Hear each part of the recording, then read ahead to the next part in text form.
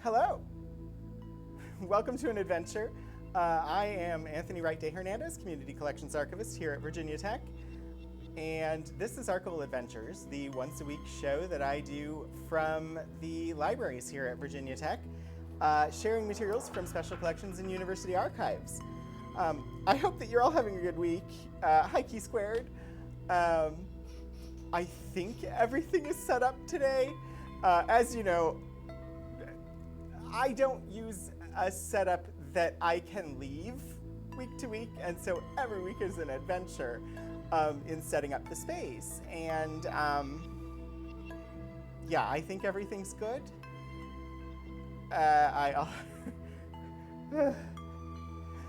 Anyway, very warm from running around and setting things up. That said, I think we have a good one for you this week. We'll talk about what it is in just a moment. First, I want to start the stream the way we always start the stream, which is by taking a look at the land acknowledgement and labor recognition from Virginia Tech, which is the institution that owns the materials we're going to look at and where I'm broadcasting from. If you are new, this stream goes out to two channels, twitch.tv/VTUL Studios and twitch.tv/Rogan27. One of those is the Virginia Tech University Libraries channel. The other one is my channel. And I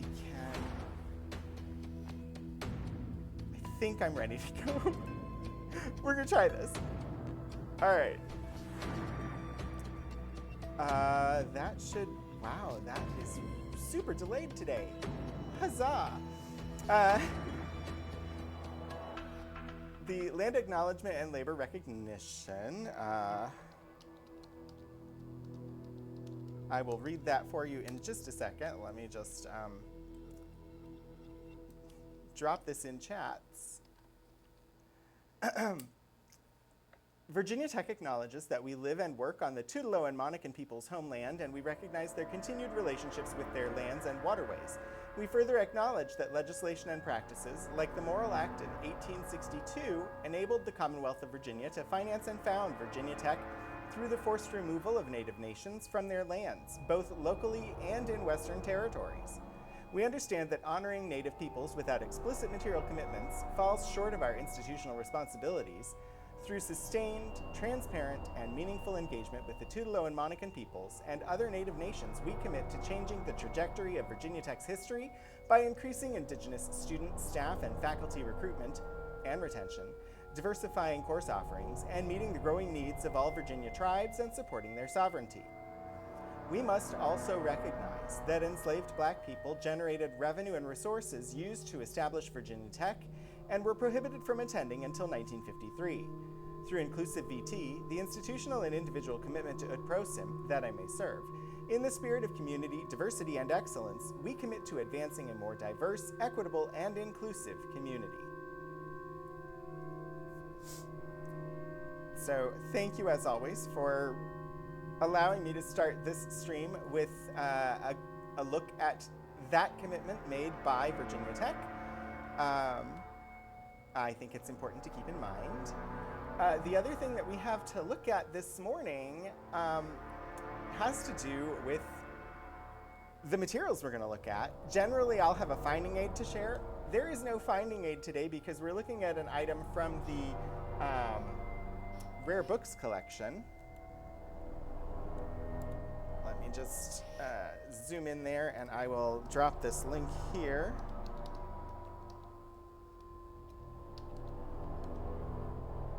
The music is loud. Okay. I can fix that.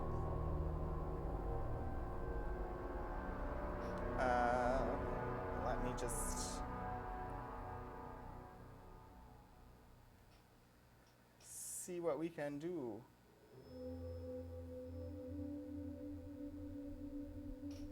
Is that any better? I know it just started a brand new song. Let me, I'm going to jump the song ahead.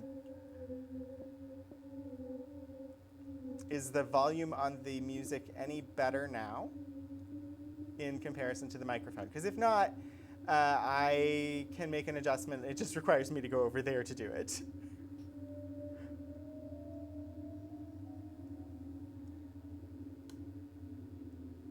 So.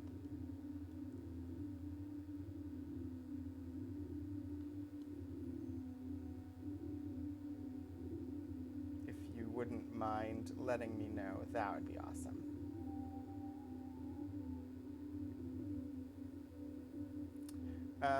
And while I'm waiting to find out if the volume is better, I will again attempt to go and actually talk about what we're going to be looking at today. Anybody? Apparently, nobody can hear me now. So I guess I will go and adjust the microphone if the volume has not improved, which nobody's saying anything, so I'm guessing it hasn't.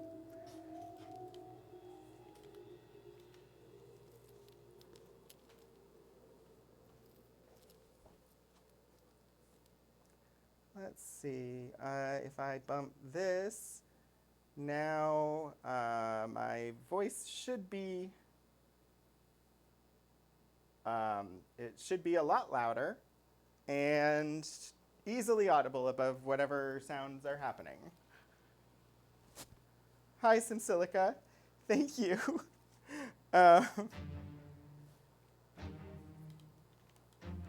Woo. I need to make sure I check that before I go live now, because that has been an issue the past couple of streams. It's not something I usually pay attention to, but like I said, other people are using the room. So, all right, one more second before I'm actually going to read information from that page in just a moment. I'm just going to double check. I did boost my mic quite a bit, so I'm also just going to nudge the...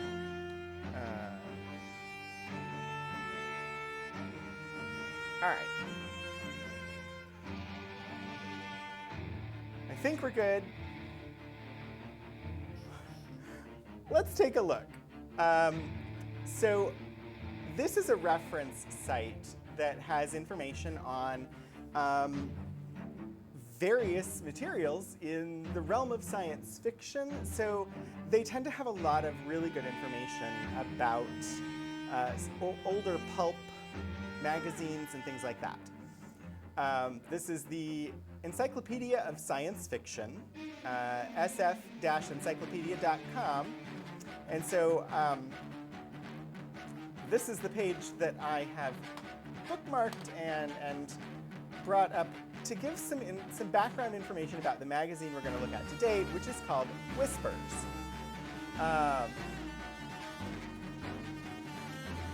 So, it is a U.S. semi-prozine published and edited by Stuart David Schiff, initially at Fayetteville, North Carolina, and then from issues number 9 in Chapel Hill, under David Drake, and then issues 13, 14 in Binghamton, New York. So bounced around a little bit. Ran from July of 73 to fall of 87. So what is a semi-prozine? This was the question I had when I first read this article. Thankfully, the encyclopedia was here to answer. A semi-prozine, in the terminology of science fiction fandom, this expression, once colloquial but enshrined since 1983 in the Constitution of the World Science Fiction Society, the body that administers the Hugos, means a semi-professional magazine, as opposed to an amateur magazine or fanzine. So not like your mainstream magazine, but also not something that somebody printed on their home photocopier. Originally, according to that constitution, a magazine with a circulation of more than 10,000 is a professional magazine, though the revision of the Hugo rules divided editor category into long and short. We don't have to go into all of that. Apparently, that revision removed the prozine definition. A semi-prozine, by inference to the old rules, had a circulation of less than 10,000 as a requirement. So let's see, if the term semi-prozine had any currency beyond fandom, that would disqualify many of the most respected literary journals of the past century from professional status. It has to have published at least 4 issues, at least 1 in the previous calendar year. This is for the awards. In print or other media, and fulfill 2 of the following 5. An average press run of at least 1,000 copies. It has to pay its contributors in other than copies of the publication. So this is not something that people are doing for exposure. They're getting paid for it in probably monetary compensation. Has to provide at least half the income of any one person, meaning it needs to be at least a half-time job for one individual. So that's an interesting requirement. Have at least 15% of its total space occupied by advertising. Interesting. Or announce itself to be a semi-pro-zine. So they could just decide they are one. Anyway. So not like a full-on professional magazine like the Magazine of Science Fiction and Fantasy or Asimov's or like things like that. Those would be professional magazines. But not a fanzine, not just like a zine that is low budget, locally produced, awesome content often, but not widely distributed and often done on somebody's home equipment. This is sort of mid-range. So that's where this falls. It was originally going to be called Whispers from Arkham and was envisaged as a continuation of the Arkham Collector following the death of August Derleth. However, to avoid any problems with Arkham House, the title was foreshortened, though the intention remained. Whispers was thus more a magazine of weird and fantasy fiction than it was science fiction, though like its godfather, Weird Tales. It ran a little of everything, and there was usually some science fiction in every issue. Apparently, several stories won awards. Let's see. The British Fantasy Award went to something in issue 3. Don't know if I have volume 3. I have volume 2 for sure. We'll find out. And also to an item in 1314, those going to Styx and the Button Molder.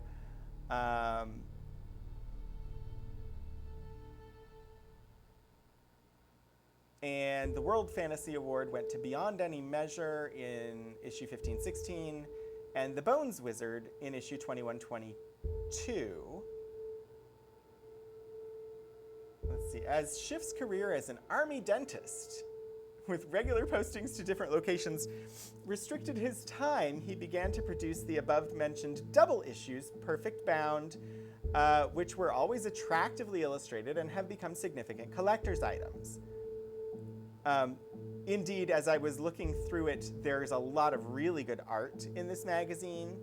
So we'll get to take a look at some of that. It was followed by issues on Fritz Lieber, Ramsey Campbell, Stephen King, and Whitley Strieber. Schiff also began a series of companion anthologies, starting with Whispers, Anthology 77, initially reprinting from the magazine, but subsequently running mostly new materials. And then they had a Whispers 2, and a final reprint, The Best of Whispers. Won 4 World Fantasy Awards in the non-professional category. Its success heralded the dawn of the semi-pro-zine. So cool. We have Stuart David Schiff as the editor, basically throughout. So yeah. That is the general entry on Whispers.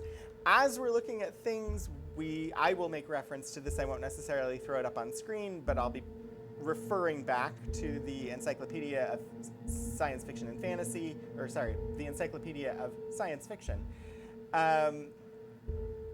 When we have questions about things like, hey, what else has this author published? Or do we know anything about this artist? Things like that. So that is sort of the plan. Let me go ahead and get things arranged so that I can do the top-down camera, and we can start taking a look at what we have in our collection from this magazine. I have various controls in front of me. All right.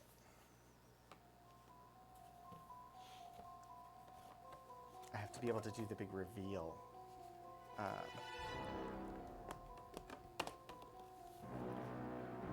All right. Here goes.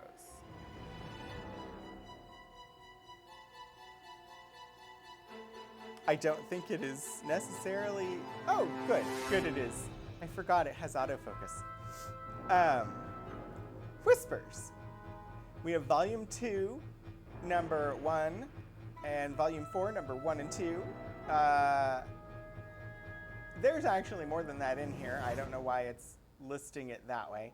November 74 through October 79. Oh, and then we have... Yeah, I don't know. If you've seen any of my previous ones where we looked at items from the pulp collection here, then you will have seen boxes like this.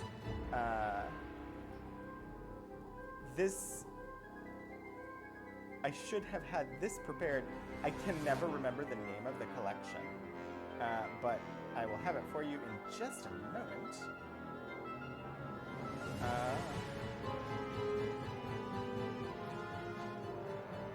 The magazines are in the William J. Herron Speculative Fiction Collection. And so what to know about that? Between 89 and 94, we acquired a significant collection of materials from William J. Herron, a private collector from North Carolina. More than 150 science fiction reference works, 11,000 paperback novels, and 4,500 issues from over 200 titles of British, Australian, and American pulp magazines, dating from the 1910s through the 1980s. So among that, we have Whispers. And as you can see here, there's only 7 issues here. So not a full run, but we have early and late examples of the magazine. And so I think we're going to start early in its run and take a look and then move forward. If that sounds good to people. This is a great cover, honestly. Whispers. I love the planet with the rings and the crescent moon in the background with a skull in the foreground.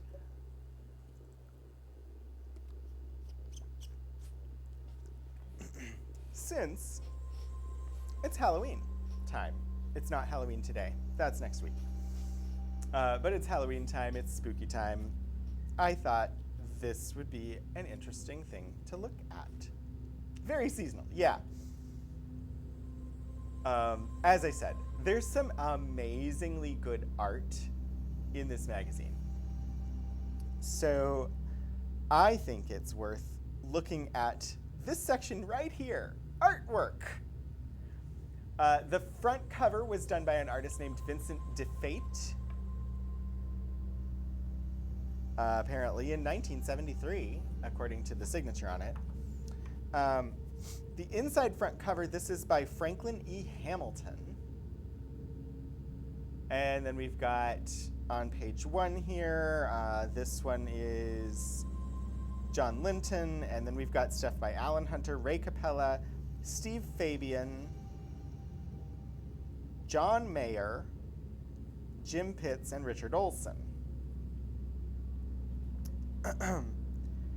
And most of those names mean nothing to me.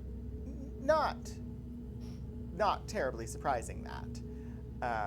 In fact, a lot of the time, the artists in these magazines didn't even really get credited I think it's great that they're actually listing, but in the earlier ones, a lot of times the artist's name was not mentioned anywhere. I'm gonna look and see if any of these hit. Well, not just any.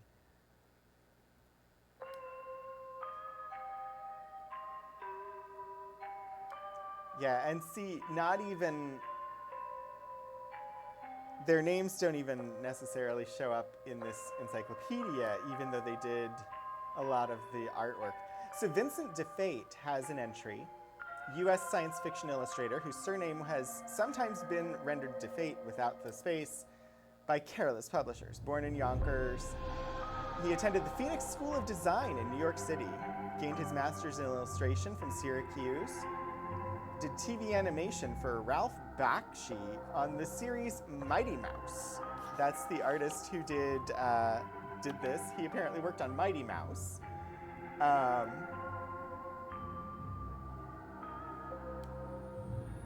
I personally think the art in these is amazing. You just looked up from the authors list, Ramsey Campbell and Montgomery Comfort are the same guy. That is also not unusual.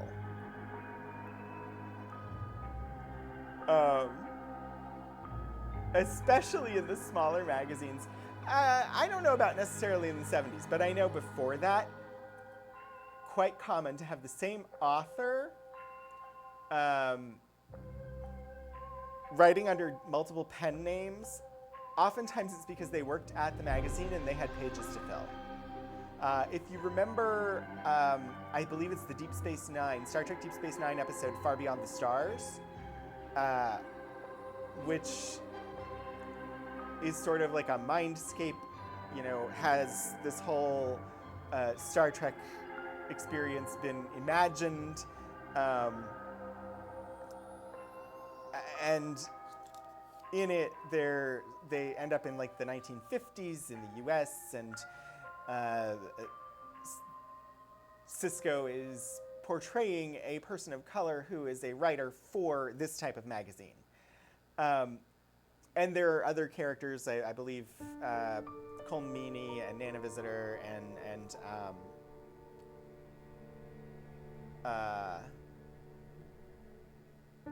they also, their characters, Kira and O'Brien, were also in that alternate universe writers for a magazine. And basically they had a pool of writers and they were all writing all the time and were sort of employed by the magazine. Now this was probably a smaller publication, may not have been to that level, but yeah, it's another, it's sort of an interesting illustration of what the back end of this type of work may have looked like. Yeah, it is a really good episode.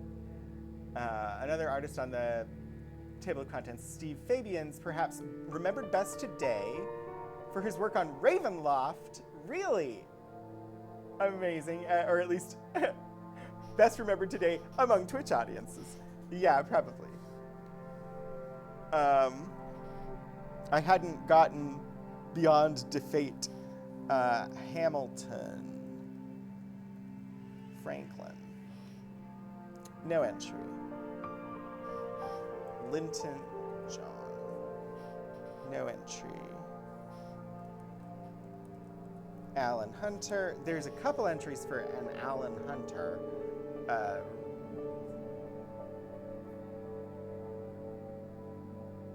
UK artist best known for his intricately detailed black and white ink drawings.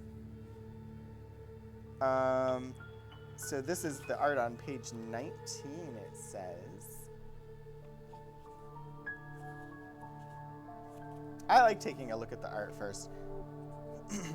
So this illustration here at the bottom, this is an Alan Hunter, as well as page 40. We'll take a look at what we just skipped there. So a couple of like the borders that he illustrated for this. And definitely pen and ink. illustration there. But let's look. I know I flipped past some art in the middle here. So let's look at the art. This says a folio tribute, Nightmare by Fabian. Steve Fabian, who you mentioned, to William Hope Hodgson. Who is William Hope Hodgson? Do we know? I recognize the name. I don't remember. William Hope Hodgson, born 1877, died 1918, UK author who ran away to sea in his youth and was deeply affected by his experiences aboard ship. He never lost a profound fascination, reflected in all his poetry and most of his stories and essays for the mysteries of the sea.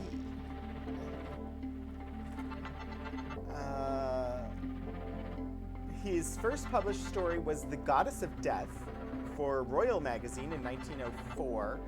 Fantastic sea stories. The first was from The Tideless Sea. And then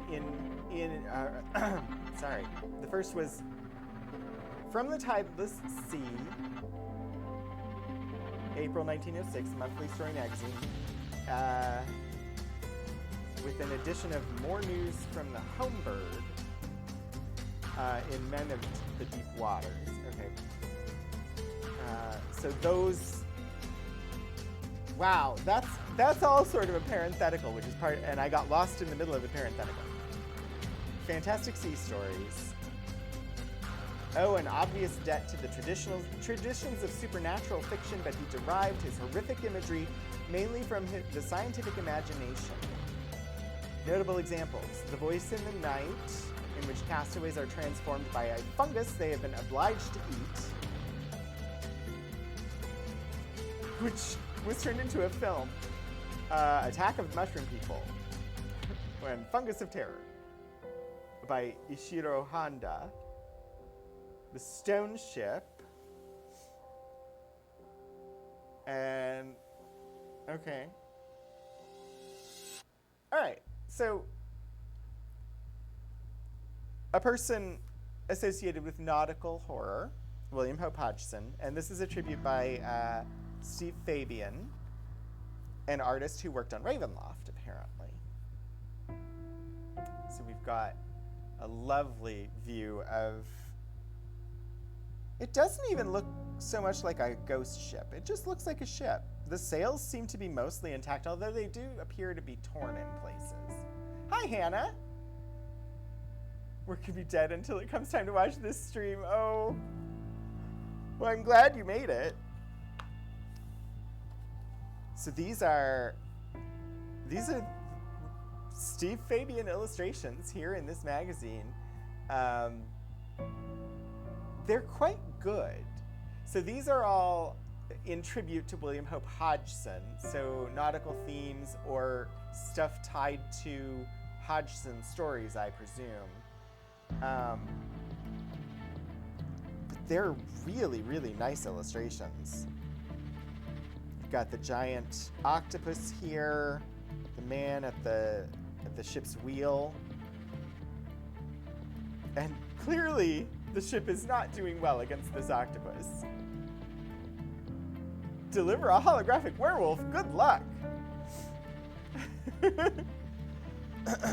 And here we've got, so very 1970s, with the mini skirt and the t-shirt and the hairstyle. They are very 70s. But she's clearly running away from what appears to be a gargoyle down a street with buildings that are vaguely, I would say vaguely Gothic in angles.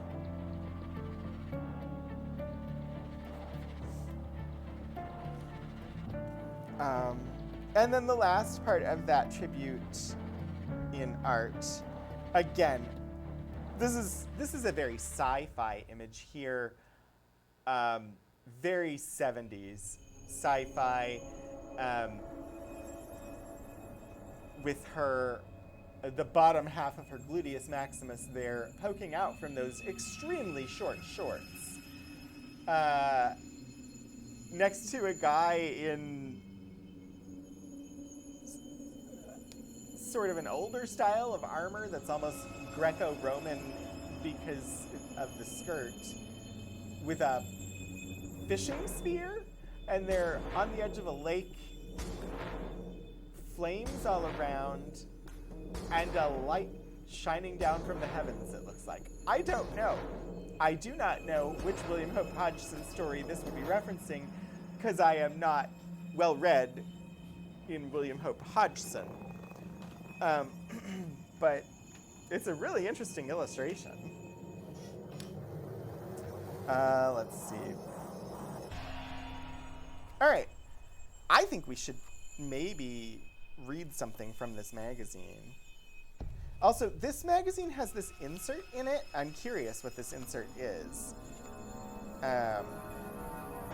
Supplement to Whispers number 5.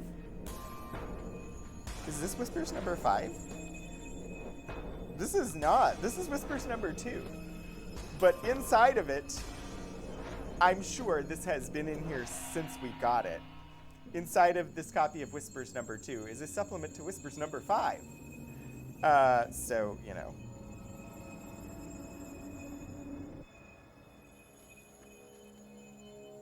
I'm going to look at the supplement real quick, and we're going to see what it says. I'm going to keep the spot where it was, because I'm going to put it back in there in a second. Supplement to Whispers number 5. The first issue of Whispers announced Willis Conover's Lovecraft at Last, and I can now promise you a publication date of February 28, 1975.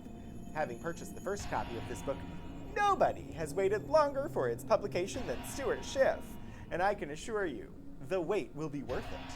With every individually mailed copy of Whispers number 5, there will be a letter explaining the delays encountered by the Lovecraft at Last production, not the least of which was its greater than $20,000 cost. I feel so strongly about the book back, or I feel so strongly about the quality of this book that if you do not agree that it is worth the cost, I will buy the book back from you at its pre-publication price of $12.15 or 50 cents.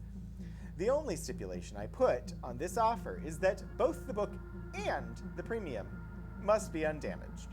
Upon receipt of these two items, a check for $12.50 will be airmailed to you. I do not expect even one copy to be returned. Interesting. I don't know if we have a copy of Lovecraft at Last in our collection. It sounds like possibly something we would have. And now I have to check.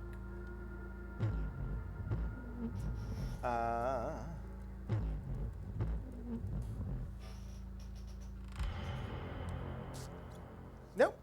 Nothing that's at least cataloged under that name.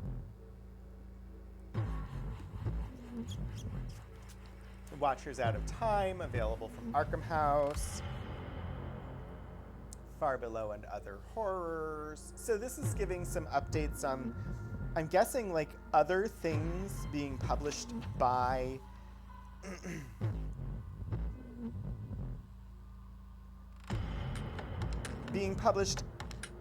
I would guess by either Stuart Schiff, the editor, or by Arkham House, because it seems like they were so they're semi-prozine, they're also semi-fanzine, and it seems that Arkham House Publishing was the main orientation of their fandom. So that's kind of interesting to have that sort of update supplement newsletter type thing in there. Let's see. I'm going to look at the table of contents. We're going to pick a thing. I'm going to read it. We've got 4 fiction stories in here. Take Me, for instance. Reflections. The Stages of the God, Montgomery Comfort is the author, or Reply Guaranteed. We've got some book reviews. We've got artwork, which we looked at. We have some poetry. Zucala's Jest, Night Visitant, Dream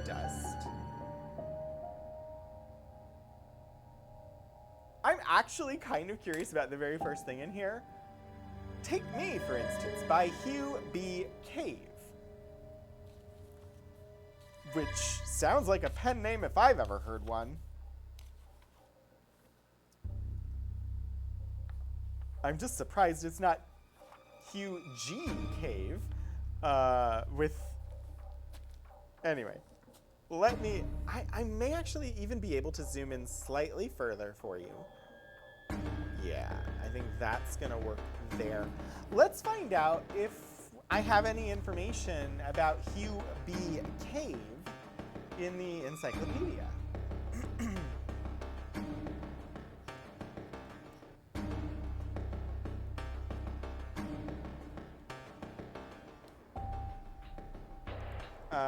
Author, editor, but not really mentioned. Like nothing, there's no details. It's a stub entry.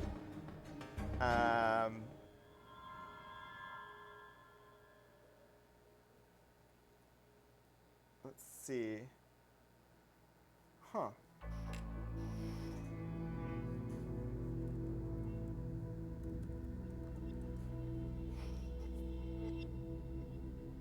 Hey.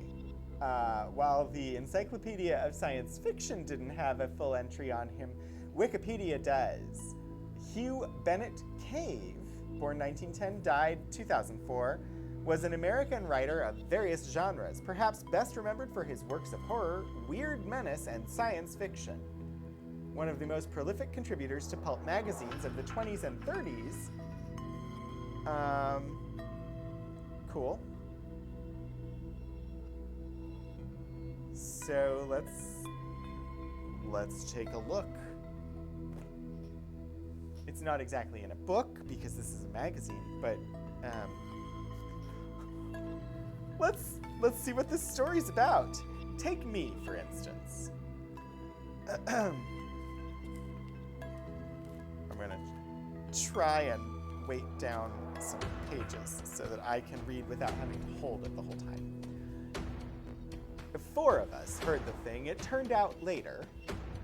Arthur Pottle, who lives alone, was in his yard calling to his dog. It was pretty dark, you recall, he said, and when I heard the humming, I thought it was old man Sheldon's bees. But it wasn't. It was too high up. Maudie Williams was in bed with his missus, and she'd just told him for heaven's sake to leave her alone. It was too hot for nonsense. It was a hot night, so he got up to open the window. That damn window sticks all the time, he said. It let go with a clap of thunder, and I thought the other noise was just an echo. It wasn't, though. It kept on for a good half-minute more. At Jeff Watley's place, it was Margaret, Jeff's daughter, that heard the thing. To tell the truth, Jeff had been at the bottle again and was in no fit condition to hear anything. I was in the kitchen, making him some coffee, Margaret said. I opened the back door to let some air in, and what came in was the humming. The thing was right over the house, whatever it was. I couldn't find anyone else who'd heard it, though I did a lot of asking around the village. So the four of us held a meeting at my house, finally, and I got out a map. Take a good look at this, I said. Arthur's house is here, Maudie's here, Margaret's here, and mine right here. Now, we don't know which way the thing came because none of us knows who heard it first, but it came one way or the other in a straight line right over us. They couldn't argue with that, but Margaret, who's a real smart girl in spite of her her sodded paw, made a point I hadn't thought of. We don't know it was landing, she said. You couldn't tell from the sound. At least I couldn't. The others said exactly the same, and I had to agree with them. Of course, it could have been landing, Margaret admitted, studying the map again. If it came from the west, it could have been making for Fenley Thompson's big field here. There's no better place to land in these parts. We decided we ought to go out to Fenley Thompson's and have a look. Fenley would probably laugh at us. He was the schoolmaster and a bit of a snob, but he wouldn't laugh too loud. Margaret was engaged to him. We went in my old car and stopped at the house first, of course. Fenley wouldn't take kindly to us prowling around without permission. Sitting in his study, which was just about walled with books, we told him what we'd heard and what we suspected. He looked at us as if we were daft. "Never in all my days have I heard such utter nonsense," he said. "What do you expect to find? A ship from space? Little green men running around?" "Now, Fenley," Margaret said, "we heard this thing and we just want to have a look, that's all." "I didn't hear anything," he said. "You weren't home. You were visiting your sister." That stopped him. He'd forgotten. "Very well, I shan't stop you," he said. "Go and look your heads off. But it's ridiculous, and I'm shocked that you, Margaret, are mixed up in this." We thanked him and went into the field, and we looked. And he was right, we didn't find anything. The grass was straight up everywhere, none of it singed or flattened, not even a daisy out of place. When we got back to the house, Fenley gave us the kind of treatment we expected. "It's lack of schooling that makes people behave the way you do," he said. "I don't exclude you either, Margaret. Now take me, for instance. I don't believe in this nonsense because I'm well read enough to know better." "We know what we heard," I argued. "Fiddlesticks. What you heard was an airplane or the wind." We let it go at that, but on the way home, Maudie Williams gave a snort. "For Mr. Fenley Thompson's information, no offense to you, Margaret, there wasn't no plane within 100 miles of here at that hour.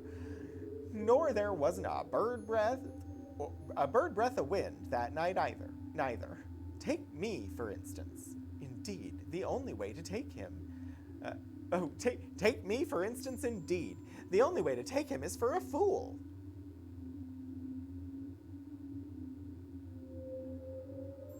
Wow, I totally missed the first occurrence of the title in the story. I was just reading along. Anyway, "Take Me, for instance," is the title. For a week or so, nothing more happened. Nothing we could be certain of, at any rate. I got the feeling I was being watched a time or two, and the others said they did too. But it wasn't a thing we could be sure about. When matters did come to a head, there was no doubting them. We knew. There were 3 of us in the pub that evening: Maudie, me, and young Jeremy Bliss, along with Bessie Barnett, the proprietress. Jeremy was a nice young lad, a carpenter. He was sweet on Margaret Watley, though of course it didn't do him any good, with her engaged to the schoolmaster. We were sitting there in the pub, having a pint or two, when all 3 of us heard the humming at the same time, only this time it wasn't in the sky, or so loud. It was just a whispery sort of humming, right there in the pub with us. It was Bessie Barnett, she's a big no-nonsense kind of woman, who figured it out. With her hands jammed onto her hips, she peered up at the ceiling and said, "Now what in thunder..." Okay, that's an interesting word. "Now what in thunderation is that?"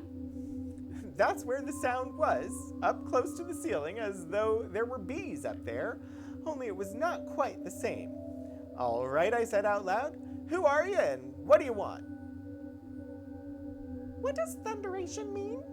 a kind of squeaky voice answered. "What?" "We are sorry. Your language so many words has. It for us is hard. You new ones keep using." "What the devil language do you speak?" Maudie asked. "You could not learn it," the voice said. "You could not manage the sounds. We must yours learn." "Well, you seem to be doing pretty good," young Jeremy Bliss said, "except you don't put things in very good order yet. Just keep trying and you'll get it right. How many of you are up there?" "Oh, many." "How'd you get here?" "You do not a word have for it," another voice said. "But you had heard." "Oh, well, I'm glad that's settled," I said. "But if we heard it, where is it?" "We do not think that wise is to tell." Or, "We do not think that is wise." Wow. Interesting. "We do not think that is wise to tell that," the first voice said. "You might have tried to harm." "Is it in Fenley's field?" "Indeed, yes, in a manner of speaking. But you not can it see." "Invisible, eh?" Jeremy said. like you up there. Can you make yourselves visible just for a second or maybe two so we'll know who we're talking to? Some of us can, the voice said. Wait!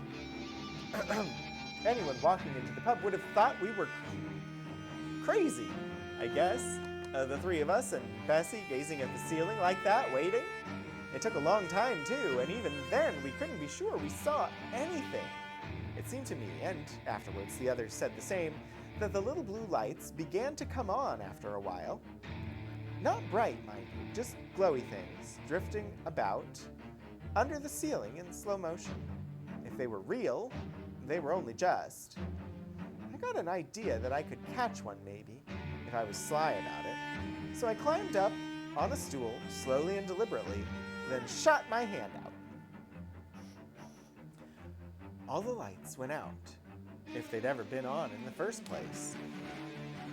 You should not have done that, the voice said. We not mean you any harm. We not? Wow, we not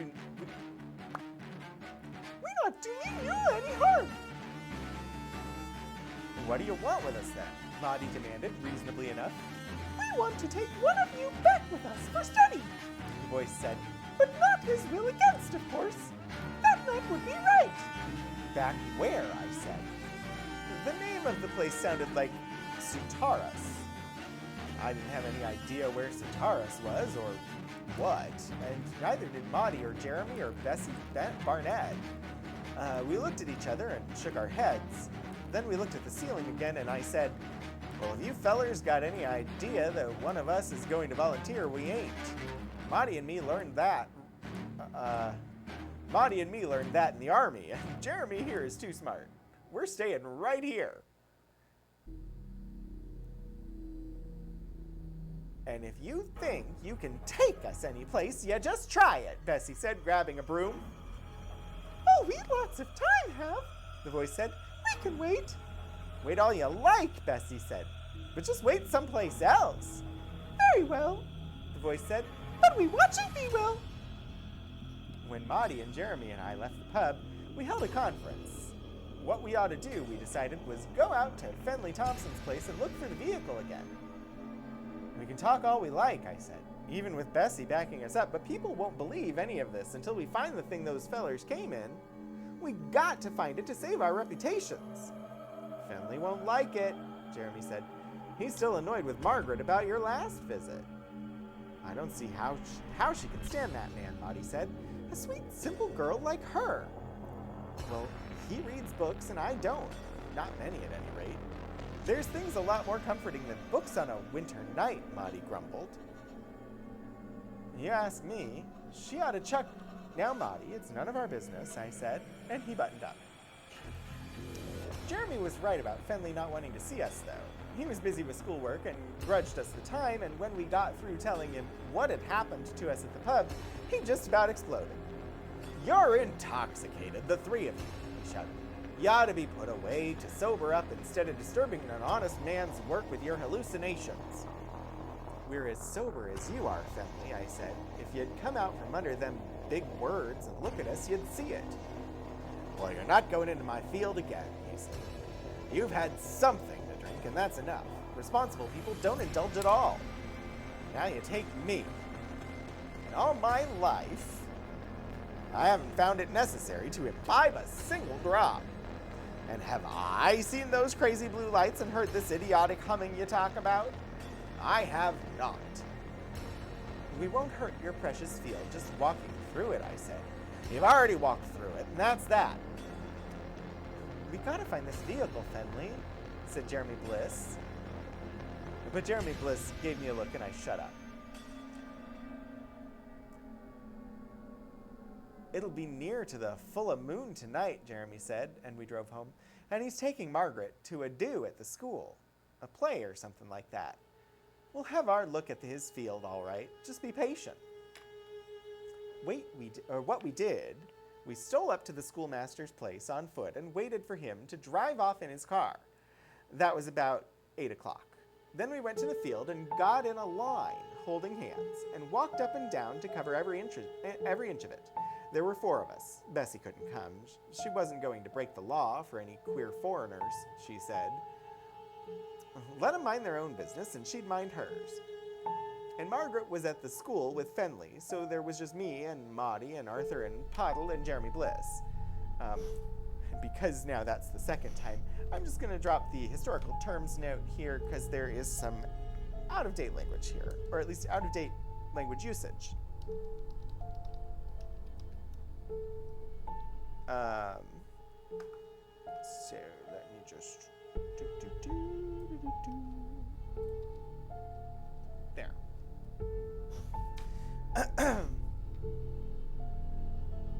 Of course, now I lost my place.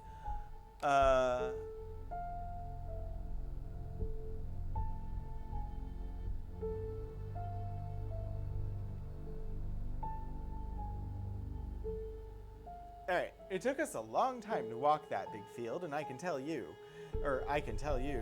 And what did we find for our trouble? Nothing. We didn't hope to see anything, mind you. Just to walk into it and feel it. But if anything was there, it was so small, we walked right over it or past it. Of course, Maudie said. They might have moved it. I mean, after they landed here, they might have run it off into the woods. We'd never find anything invisible in those woods. Or it could be sort of floating, the same as they do, Jeremy said. Up there, off the ground a bit maybe. Just out of reach. We might have walked under it. Anyway, I said, we're finished, and that's a fact. Nobody's going to believe us without proof, so we better forget the whole thing. But I'd reckoned without the strangers. Those things were watching us all the time, and inside a week, the whole village was talking about it. In our homes, in the shops, on the road, everywhere we went, they were watching. We could feel it. We've got to hold a meeting, Bessie Barnett said. We've got to decide what to do. They ought to be at my house on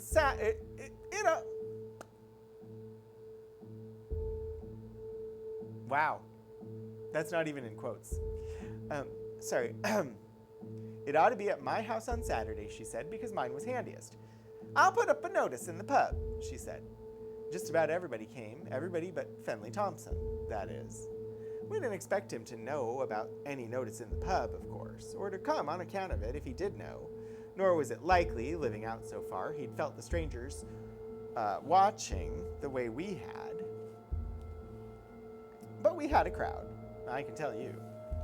By the time we were ready to talk, it was so big we had to move out of the house into the yard. I put a good sturdy table out there under my oak tree, and we got up on it, one after another, to tell what we knew. First, there was me and Arthur Pottle and Maudie Williams and Margaret telling how we'd heard the vehicle that first night. Then Bessie Barnett and young Jeremy Bliss telling what happened at the pub. Then a lot of others, one by one, telling how they'd heard the humming sounds at this time or that, or felt they were being watched. Finally, I got up on the table again and gave a brief summing up. What it seems to amount to is this, I said. These strangers don't mean us no real harm. They told us so in the pub, but they want one of us to go back with them. What they're hanging around for is to learn our language well enough to convince one of us to go off with them. They've got this vehicle hid somewhere, either in the woods or floating there over Fenley Thompson's field, and just then Fenley Thompson pushed through the crowd and said in a thundering voice, "There is absolutely nothing floating over my field, and you know it. Stop talking this incredible nonsense." How do we know it, I said, when I got over the shock of seeing him there. Because it would cast a shadow in the moonlight, of course, he said. Not if it was transparent, it wouldn't, Jeremy Bliss chimed up. The light would go right through it. Them little blue things in the pub didn't cast no shadows on the ceiling, I noticed. Fenley Thompson got mad then. He was the schoolmaster, and no simple carpenter boy like Jeremy was going to talk to him that way in front of the whole village. Stand aside, sir, he said, and climbed up on the table. Now, you listen to what I say, all of you, he shouted, standing up there, stiff as a post and belittling the lot of us with a grand look of contempt. You listen and pay attention to words of wisdom, and then you'll go home and forget this idiocy. What you're suffering from at this point is hysteria, Fenley said. That's the name of it, mass hysteria, and the reason you are caught up in it is because you're all You're all of a kind, all ignorant and foolish. And when I say that, I don't mean any exceptions. That's a fine way to talk about your own fiancé, Jeremy Bliss yelled back at him. Oh, we're getting raided by 16-bit Eric. Hello, everybody from Eric's channel. Hi, Whimsies. It's great to have you join us. Today on Archival Adventures, we are exploring Whispers magazine. It is a semi-prozine from the 1970s. And so we're taking a look at the art and some of the stories, all on a horror theme. Welcome to the show.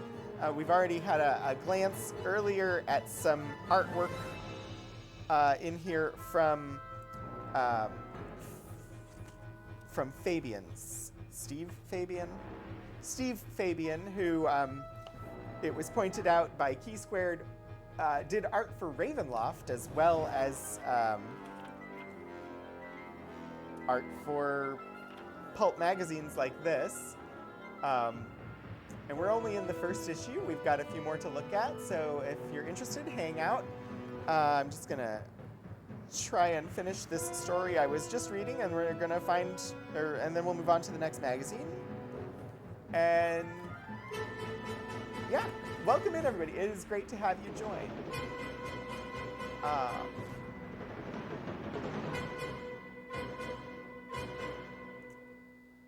Now I have to find where I was. Okay, I know where I was. We're reading a story right now called Take Me, for instance, by Hugh B. Cave. And it doesn't seem too much of a horror tale so far. It's an alien story. And there is a schoolmaster in a small town who is currently berating the entire town because the entire town believes the aliens are there except the schoolmaster. What you're suffering from at this point is hysteria, Finley said. That's the name of it, mass hysteria. And the reason you are caught up in it is because you're all of a kind, all ignorant and foolish. And when I say that, I don't make any exceptions. That's a fine way to talk about your own fiancé, Jeremy Bliss yelled back at him. Hold your tongue, Finley shouted. I speak only the truth, and you know it. Mass hysteria, that's what it is. Sheer idiocy. Born of ignorance. Now then, take me, I say. None of this can touch me because well, it was a good thing, I guess. They were bound to take someone sooner or later, and nobody could have been less missed. And you've got to admit he asked for it, spouting all those schoolmaster's words, getting the creatures all mixed up with stuff they never heard before. When he thundered two simple words like, take me, what else did he expect? Anyway, before you could even be sure it happened, Fenley Thompson was just a shimmering bit of blue light. There 1 second and gone the next. You might say he volunteered, Maudie Williams said, shaking his head. Yes, sir, that's what he did. He volunteered. But I don't think he meant to. I think that was a rather obvious conclusion to the story, but it was also very satisfying by the end. Oh dear. There we go. All right, how about we take a look at another issue here. I'm gonna zoom back out again a little bit.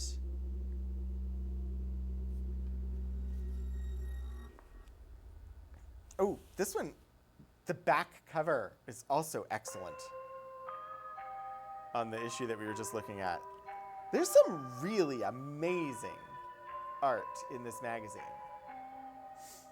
And like I said, we only have 7 issues here, but I think it's a well done semi-prozine.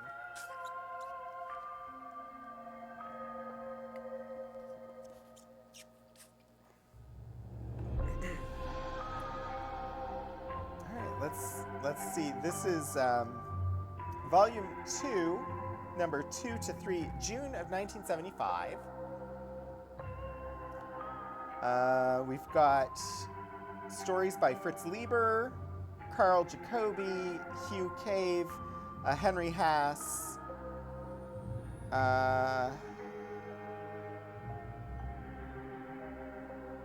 Manly Wade Wellman, Carl Edward Wagner, and Joseph Payne Brennan. I know we've heard of Manly Wade Wellman before on stream. I'm going to consult the Encyclopedia of Science Fiction and Fantasy once more, because that name rings a bell for me. If anybody knows or sees anything on this table of contents that jumps out at you, feel free to chime in the chat and tell me, because I can feature something.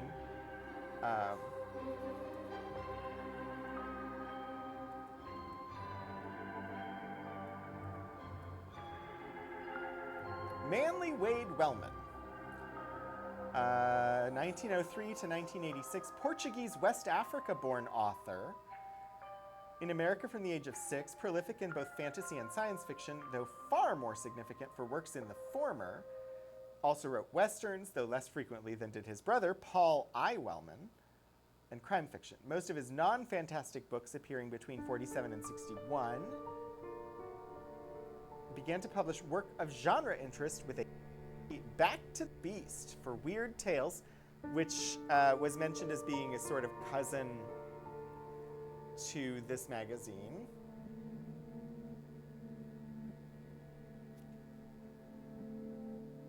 So, okay. There are some articles in here. Again, not surprising to see Lovecraft mentioned a few times, since this magazine was sort of begun as a fanzine for Arkham House.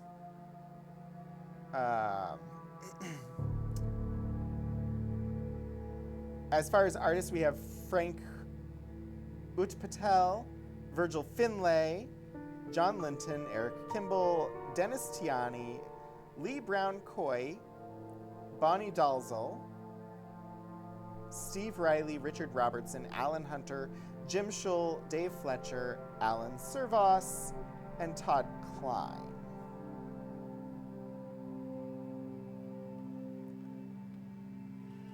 So, let's see, we've got The Glove, Hamadryad, Ladies in Waiting, The Ensorcelled, The Beasts That Perish, The Fourth Seal, and 2 by Brennan as potential stories.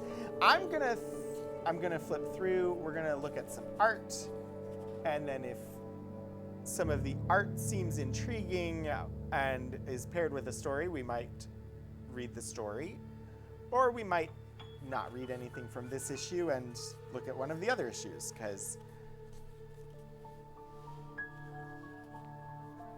we can do whatever we want.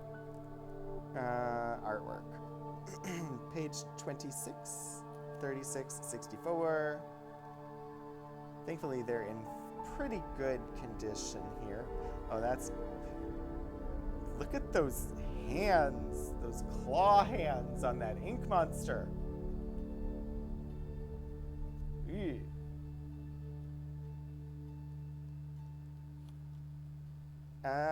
What else we got? Some really good ink drawings, pen and ink drawings in these magazines. Weirdisms.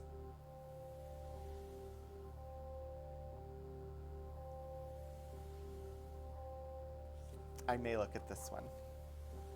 Also, wow, the artwork for the... Okay. Weirdisms. Oh, it's perfectly positioned so that I can't see it on that screen. Let me try this.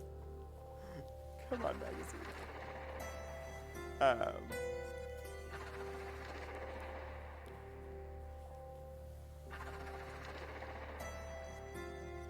Just trying to get it so I can see it without having to look down, but I don't know that we're gonna get there. Some ingredients for potions. For untold centuries, witches and warlocks have used horrendous ingredients in their evil potions. toads, frogs, the brains of snakes, and blood from newborn babies.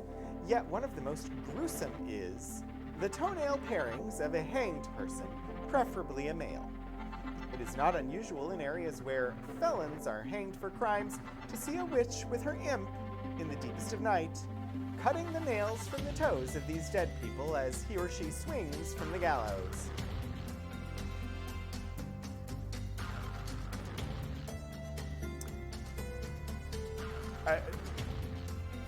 The illustration seems to perfectly fit that description.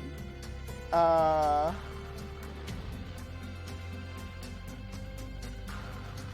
page is that? That is... I want to see who the artist is. Page 41. Lee Brown Coy did the art there. I don't know who wrote the actual, like, little tale.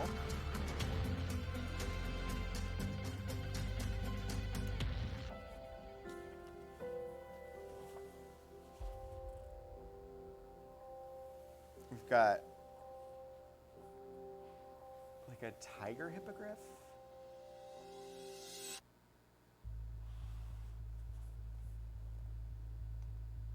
Some cool reimaginings here. These are Bonnie Dalzell.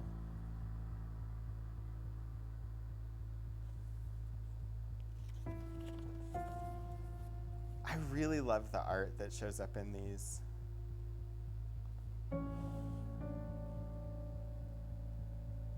Look at that unicorn done in reverse, white on black.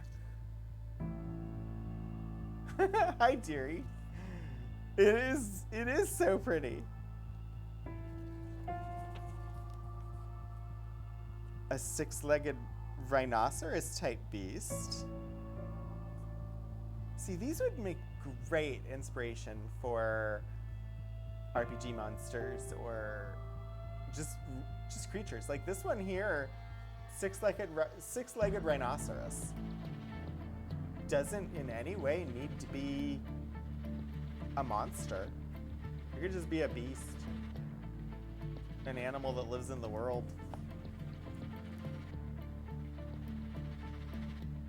And this is just sort of a horse with a sort of like a dragonish tail that has a starred mace on its end because it's armored. But otherwise, mostly just a horse. Cool. This is how I navigate these books. Even when I got them, like even when I had a personal subscription to the magazine of fantasy and science fiction, this is how I encountered the books. I would flip through and look at the art, and if the art was particularly interesting, I would read a story that was associated with the art. Ooh, this one has glossy pages. Color art.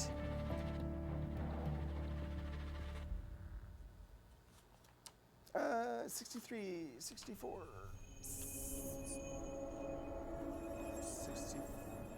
63, 64, 66, page 66. 66 and 67, the artist is Richard Robertson. Look at those long fingers that end in very long nails. It's very vampiric. I don't know the inspiration for that one. Curious.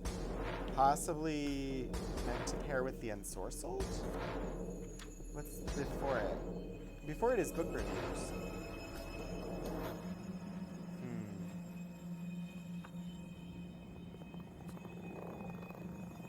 I think I'm going to move on to another issue.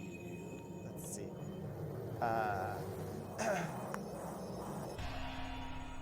This one is going to be volume 2, number 4, whole number 8.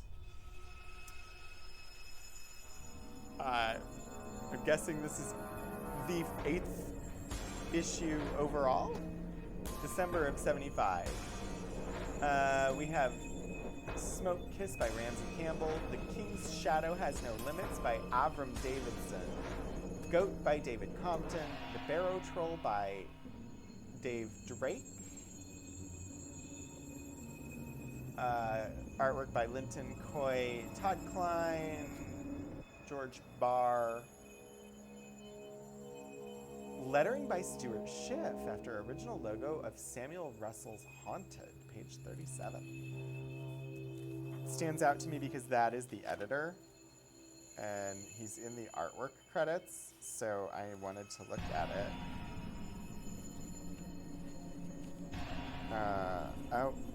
So here, Haunted.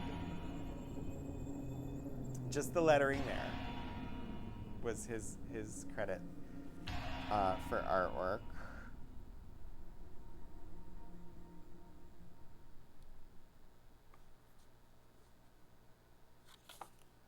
So again, we've got a 2-page glossy here in the middle. We've got Red Nails by Robert E. Howard, illustrated by George Barr.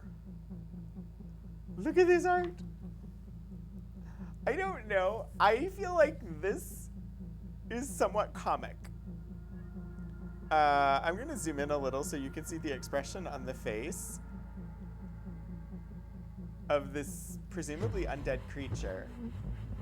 But I find it humorous. I know it's meant to be like scary horror, but I don't know. He just seems disoriented, and for some reason, he looks.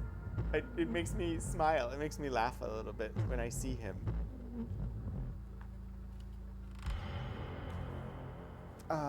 Is there a? So this is just literally just art. The story. The Red Nails story, not in this magazine. A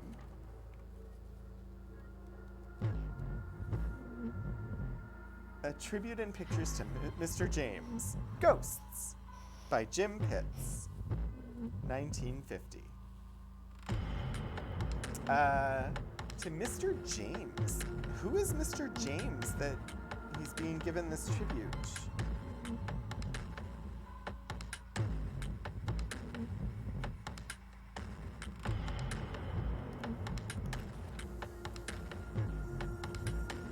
1862 to 1936.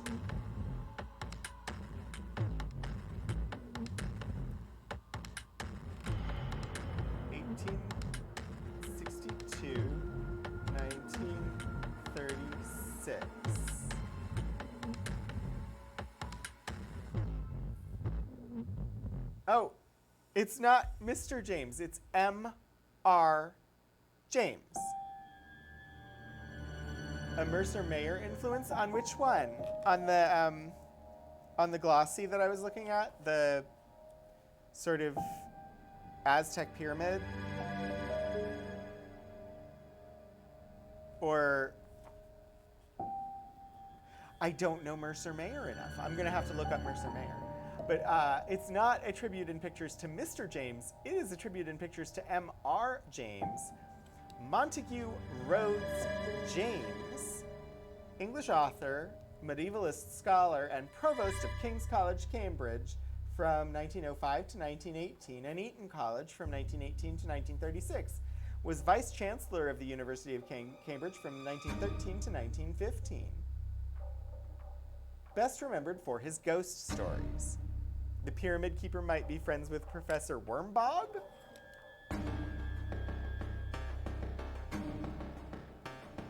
Wormbog?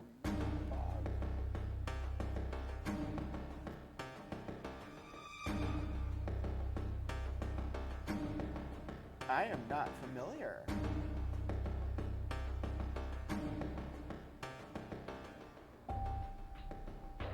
Oh, I could see it. I could see that. I don't know Mercer Mayer. American Children, Little Monster, Little Critter, and Little Monster series. I do not know those. Little Critter, Little Monster, and Boy Dog Frog. I've never seen them before.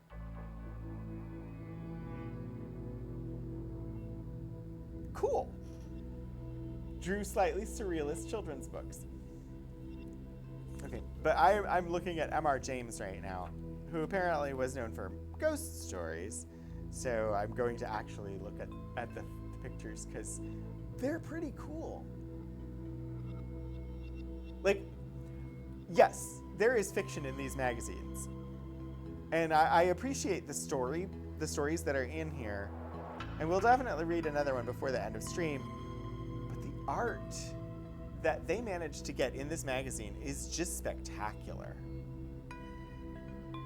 Like, I think the art is the selling point. Looking back at this magazine, the artists that they had working on Whispers did masterful work. And like Key Squared pointed out when we were looking at the first issue that we looked at today, one of the artists that was in that book that had a featured spread went on to do art for Ravenloft.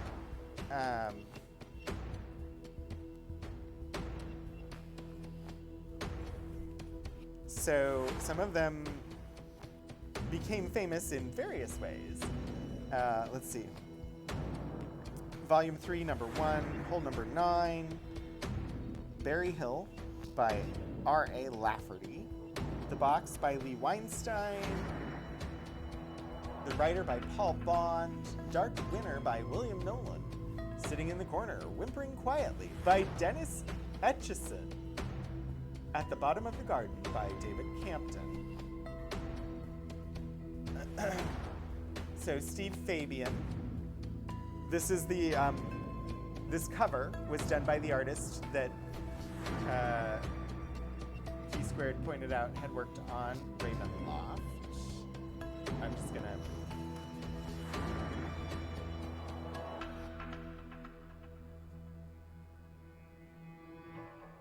Oh, that didn't work.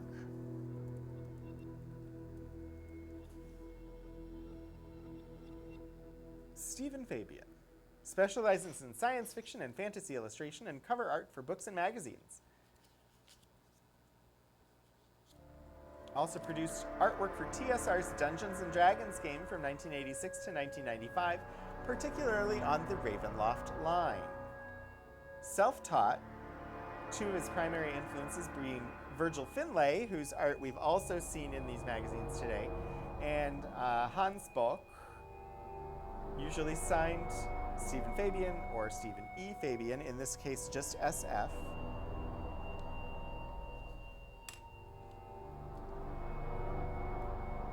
Just some really excellent art here. All right. I'm curious about this Sitting in a Corner Whimpering Quietly story. I'm going to bookmark it as a potential one for us to read.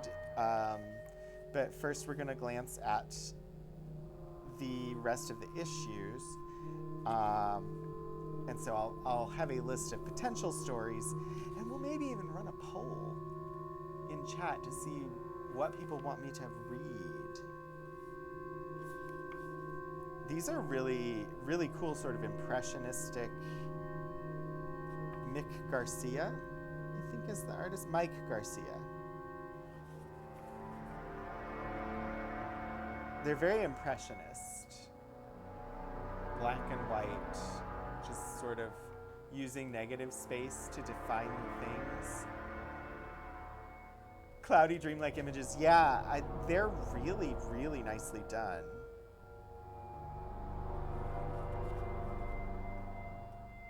I love that the composition is executed through the negative space. You just have the shadows and the outlines, but you don't actually have any lines drawn. It's just the absence of pigment that is defining, like, her hair or the hair on this individual who I'm assuming is also meant to be a woman because of the high heels and it was the 70s, but I mean, and look at the realism. Like, this is clearly impressionistic art, but highly realistic. Despite that, the face really comes through as a very realistic looking face. Again here, very realistic looking face. And despite this being clearly some sort of demon or alien, also very realistic looking face.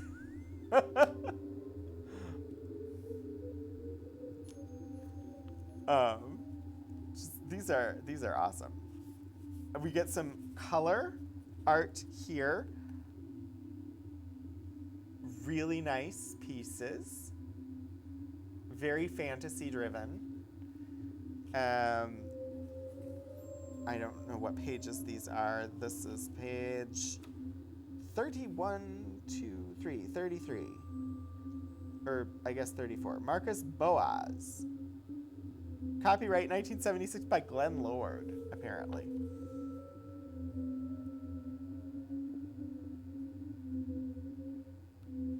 Really cool. All right. I'm going to keep in mind that we may want to read Sitting in a Corner, Whimpering Quietly. No, that's not the behavior that we'll be doing while reading. I mean, maybe it is. We'll see. Whispers. Oh, this is Utpatel on the front.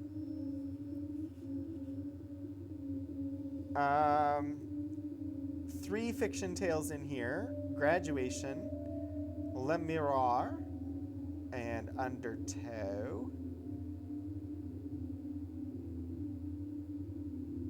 Various art. None of the names are really jumping out to me for this one, so we're just gonna skim through, glance at the art, because I want to make sure I have time to read another story. But if anything jumps out to you, and I'm breezing past it, let me know. Wow, what is that? It appears to be some sort of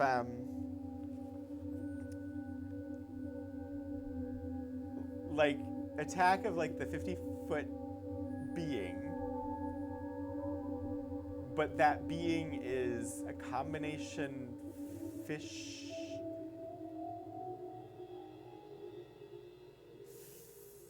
bird ape creature. I'm wondering,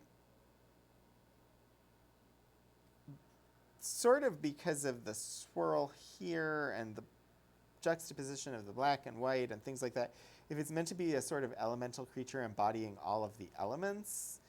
So I would expect fish and bird would be water and air, earth and fire. I'm not sure what the fire about the creature is, other than maybe the swirl there in the middle. Earth, I suppose, could be like the human-y hands. Very bizarre. And then the burning house. It's very striking. That one is by Utpatel, who we've seen a few things from Frank Utpatel, including the cover here. Quite interesting. I don't know.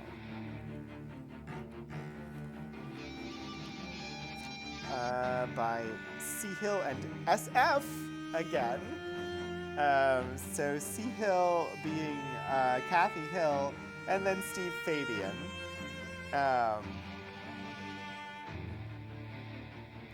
this Steve Fabian piece here feels very like 1970s. I don't know. Maybe Labyrinth. It has sort of that vibe to it, the sort of Labyrinth movie era vibe. It's not quite Barbarella. I'd say it leans more about the Labyrinth to me. And then here, clearly, East Asian inspired architecture, as well as like the helmets that the writers are wearing.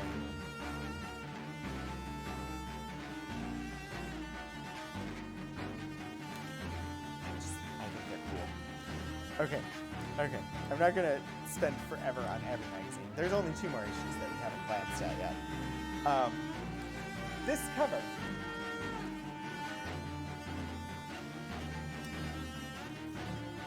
Brings to mind an artist for me. I do not think that that artist drew this. In fact, I can tell they didn't because it is signed Coye, C-O-Y-E, dated 75, but it calls to mind for me Edward Gorey. It feels very Edward Gorey to me.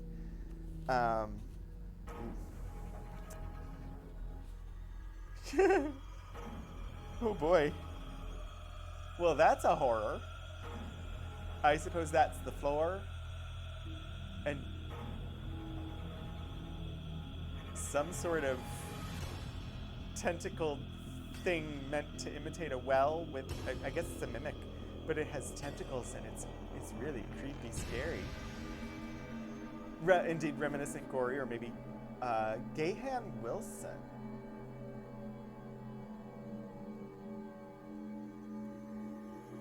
I don't know that person. Okay, cool. Yeah. Somewhat similar. I would personally still associate it more with like a Edward Gorey style, but I can see it. All right, the stories here. Let's see. Corazin, whom he may devour. Keep away. Strange eons. The hell you say. Ghost of a chance. Vanessa's voice. Heading home. The pitch. Conversation piece. I'm not sure any of those titles are jumping out strongly to me. 3 of them by Manly Wade Wilson, 1 by Robert Block, 2 by Ray Russell, 1 by Brian Lumley, Russell Campbell, Dennis Etchison, and Ward Moore.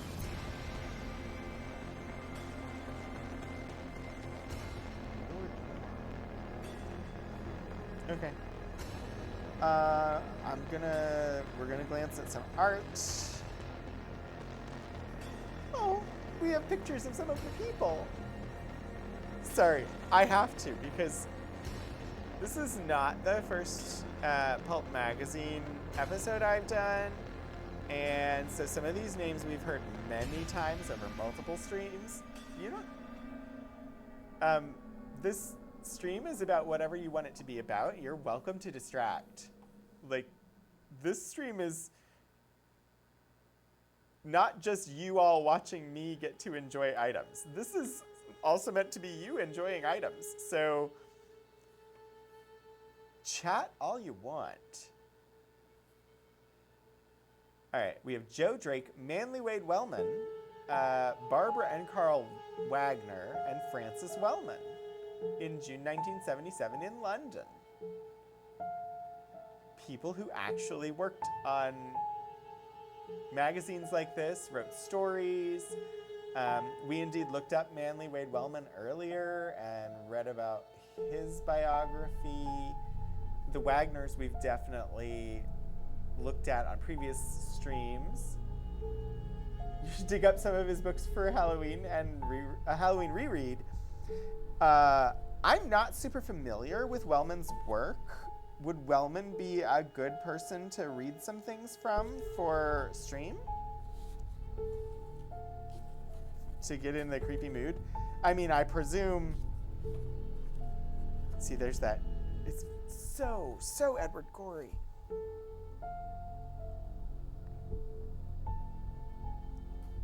Just really feels like a gory piece to me. I know it's not. It's really cool. I was thinking maybe...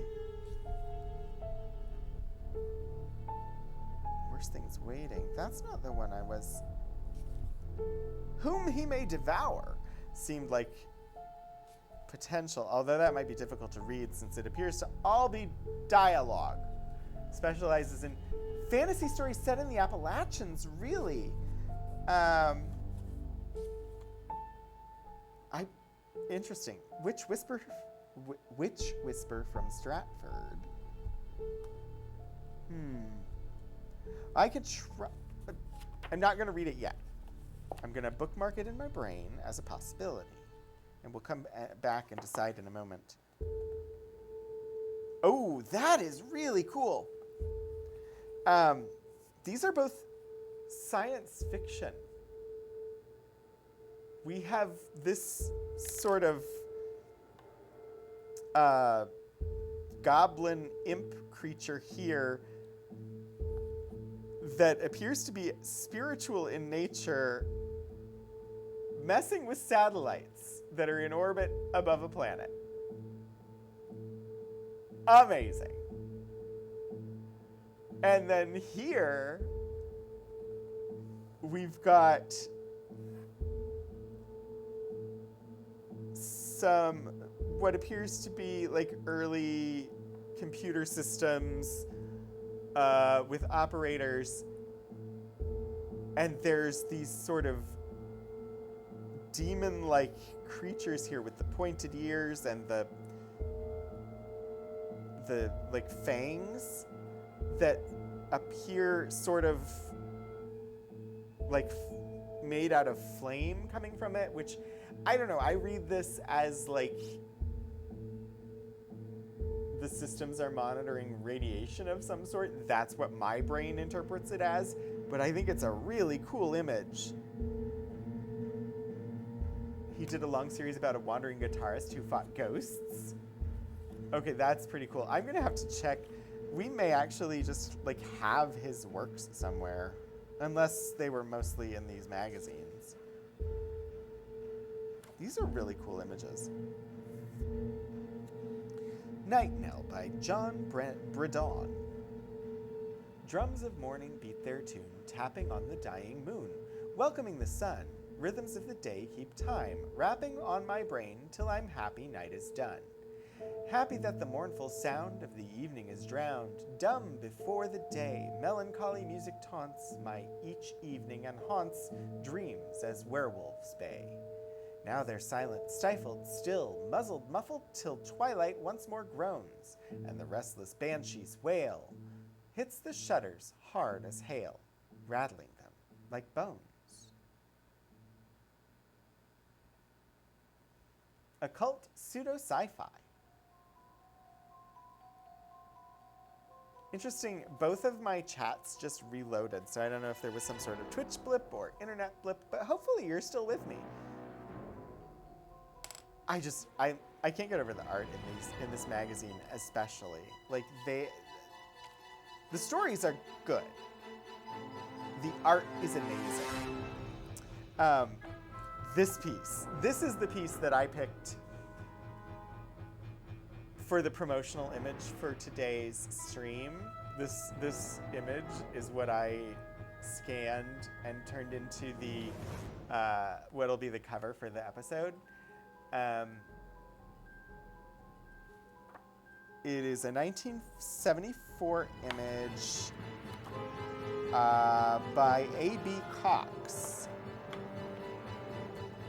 I love it. It's a wonderful image. I don't know. I think there was an entry somewhere. A, B. Come on.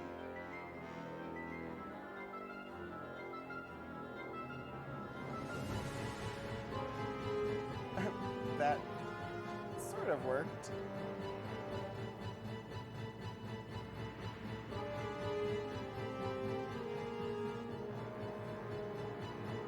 I am trying to find out about this artist.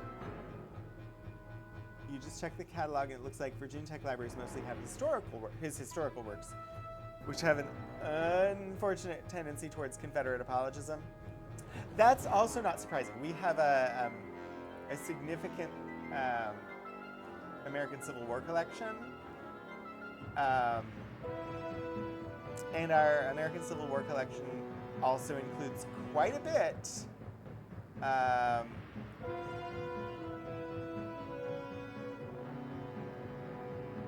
of Confederate material because of where we're located. I was trying to find about A.B. Cox. I found an A.B. Cox who's a writer.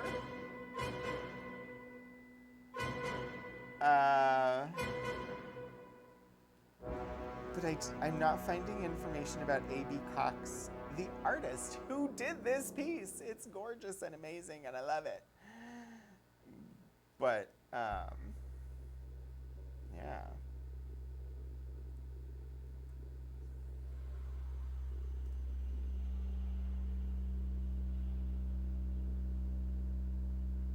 No idea. Although, it looks like it may be the author, A.B. Cox.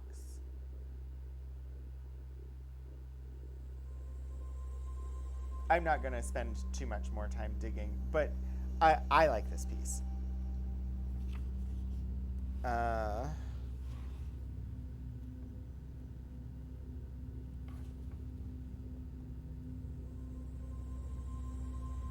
This has a very, like, Alice in Wonderland-y sort of vibe to it.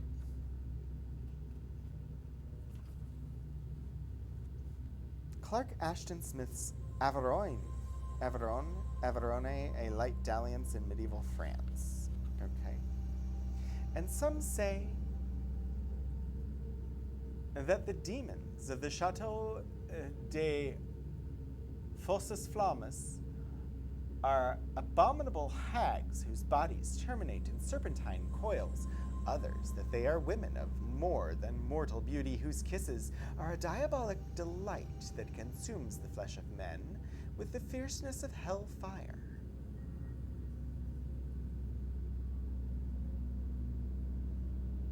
It's just a little excerpt to go along with the art.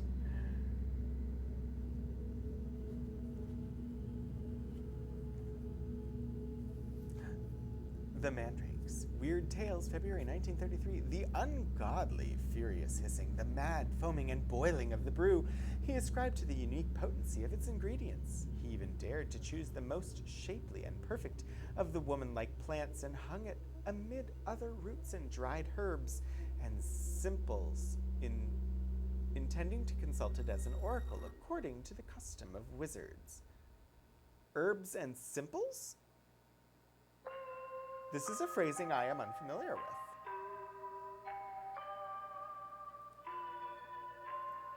Simples.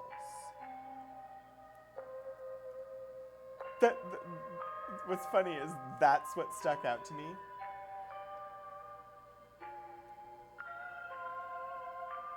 Concentrated plant tonics made with nourishing herbs that are brewed over a period of hours to extract the maximum amount of vitamins.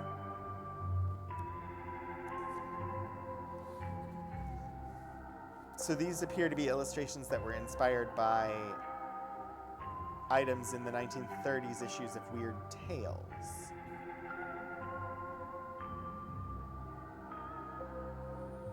Cool.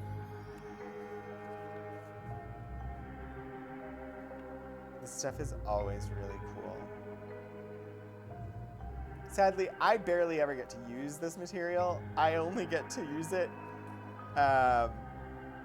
when I pull it out to share with you all on stream.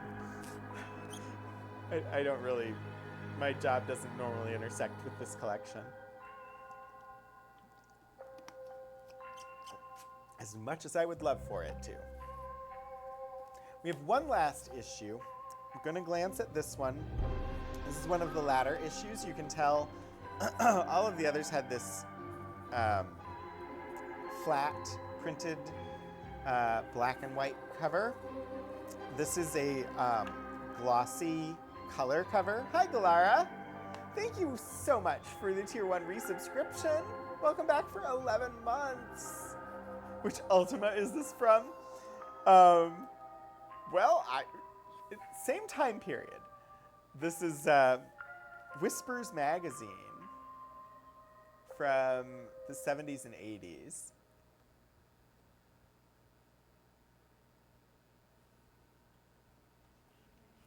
So far, the only artist that we've looked up who did anything that would veer towards Ultima was one of the artists that has had things in multiple things we've looked at.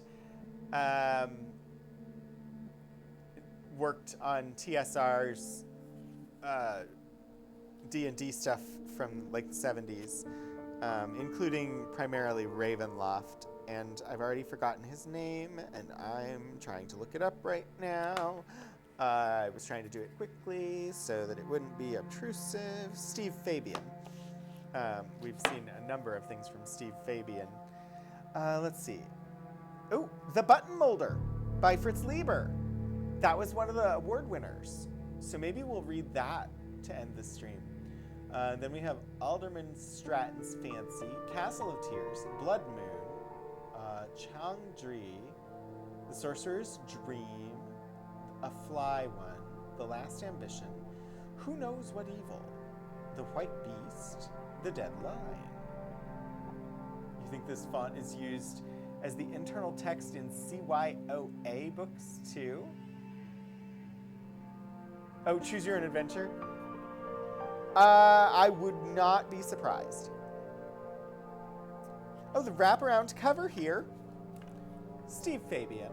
Exactly the artist whose name I was trying to look up, who later did TSR artwork and primarily worked on the Ravenloft works for TSR.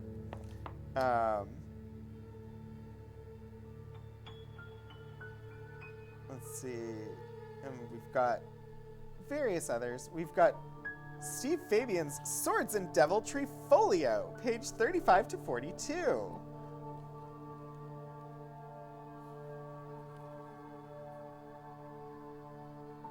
It's like coming home. Like these illustrations, his hand is very clear. The style is so familiar to anybody who is familiar with 1970s Dungeons and Dragons. I did not realize when I pulled this that it had so much of his artwork in it.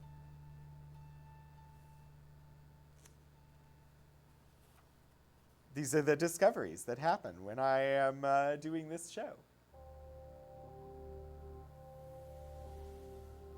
Like, these illustrations could have been in any 1970s fantasy book, or indeed in Dungeons and Dragons.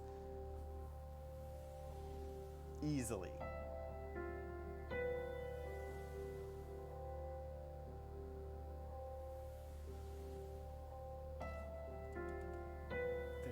They're really good.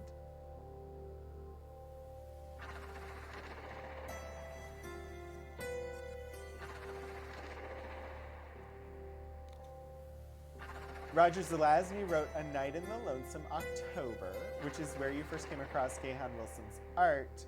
Featured an excellent talking dog and also murder and tentacles. Did Zelazny have a story in this issue? The White Beast by Roger Zelazny. All right, so we've got a couple options here.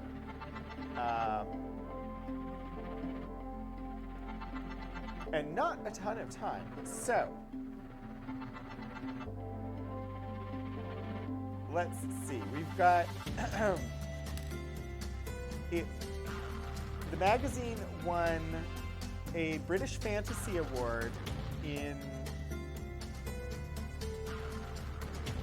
October of 1979 for The Button Molder. The Button Molder by Fritz Lieber. So we could read that one. We could also read Sitting in the Corner Whimpering Quietly, which sounded interesting to me. Or I could try to read The White Beast. That one seems pretty long. That's like 5 pages. The Button Molder appears to be quite lengthy. It starts on page 12, and the next thing doesn't start until page 48, it looks like. So probably don't have time for The Button Molder, but worth a look if you choose to. Yeah, that is sadly too long for me to read in the amount of time we have left. But if you have a library near you that has a copy of Whispers from October of 1979, you can also probably find that story elsewhere. So I think we'll read the one that was intriguing to me in its title, Sitting in the Corner, Whimpering Quietly, by Dennis Etchison. This is in the December 1976 issue, page 56. Ooh, look at that art. So good. Sorry, I get distracted by the art in these. Sitting in the corner, whimpering quietly. It was one of those bright places you never expect to find in the middle of the night.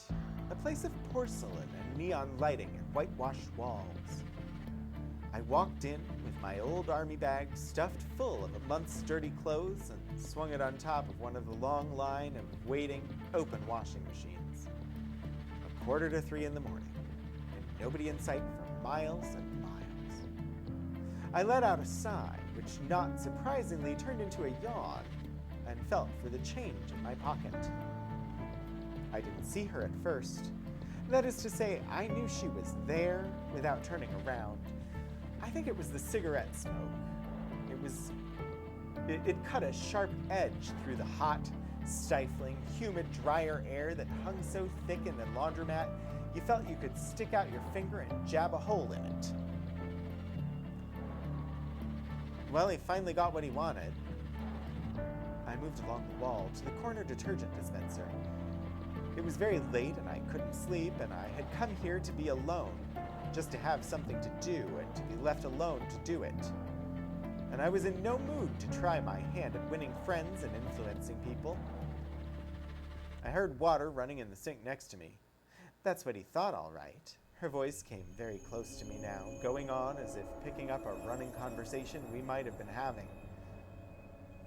I turned my head just long enough for a quick glance at her. She was young, but not too, 29 going on 40, and pretty too, but not really very. She had long hair hanging down to the middle of her thin back with blonde streaks bleached in. Très chic, you know. And one of her phony eyelashes was coming unglued in the warm, wet air. A house in the valley, 2 cars, no, 3, paid vacation in the Virgin Islands, and a son, yeah. A little Vladimir Jr. to carry on his glorious family name, just like he always wanted. But that was all he wanted. That's the part they never tell you in front.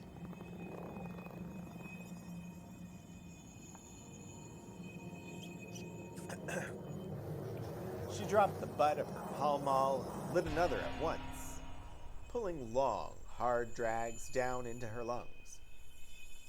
Last week, this kid took the gun from the closet and walked up to me in the kitchen, she continued, starting to hand wash a sheet in the sink.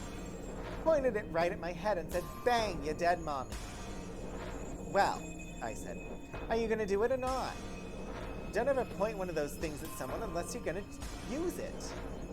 So he did. The kid pulled the trigger. I didn't think he had the guts. Of course, it wasn't loaded. That really pissed me off. It was just like Vladimir, not teaching him what it means to be a... But what would his dad know about that? And what it takes to be a man. About what it takes to be a man. Hi, Silica. Old sci-fi, so full of backhanded comments about women. Indeed, you're not wrong. She scrubbed at the soiled sheet, pausing to jerk a wet hand up to move a strand of hair away from her face. I couldn't help taking a better look at her face then. It was like the rest of her, young yet old. Drawn and tight, made up expensively, even now in the middle of the night. though obviously in haste and tired and blank. For a second then, overpoweringly, I had the belief that she was the same young/old woman I had seen seated in the window of a beauty salon in Beverly Hills once. And later in a cocktail lounge with another girl, waiting, with long, sharp fingernails the color of blood. French inhaling a Marlboro, and with a look on her face that told you she had $100 bill in her purse, and that she was waiting. Just waiting. She picked up her Pall Mall with a wet thumb and first finger, drawing hard. I noticed the clock on the wall. 3 o'clock. That was when I got it. All these years, trying to figure a way to teach him and that goddamn kid of his something. I fed a couple of nickels into the detergent machine. She paused long enough to take a couple of more lengthy hits from her Pall Mall. It was so quiet, you could hear the sound of the smoke blowing out into the white light. So tonight, he comes home and makes the pitcher of martinis, as usual, and goes into his room and closes the door. I go to the door and ask him, what the hell's wrong this time? He says he doesn't know. He just wants me to leave him alone. She laughed startlingly, hoarsely. Okay, hotshot. I'll leave you the hell alone, I think. You want to come home from your fucking office and looking like a corpse again tonight and lay around until you fall asleep for the zillionth time? All right, I'll let you. We'll find out if that's what you really want. We'll find out if that little pussy of a son of yours... Only first, you and that little pussy of a son of yours are going to get a lesson you'll never forget. Again, language. Just gonna historical terms.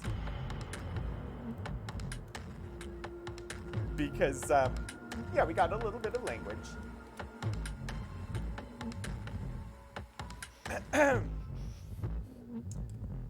She turned on the water full force. It gushed out, flooding the basin faster than it could empty. Whoever said if you wash it in cold water, it'll come out? Damn. Why the hell did I have to give him the striped sheets anyway?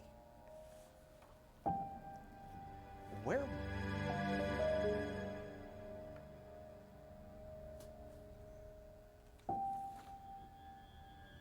Oh.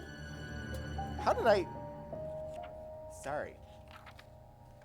I flipped way too many pages.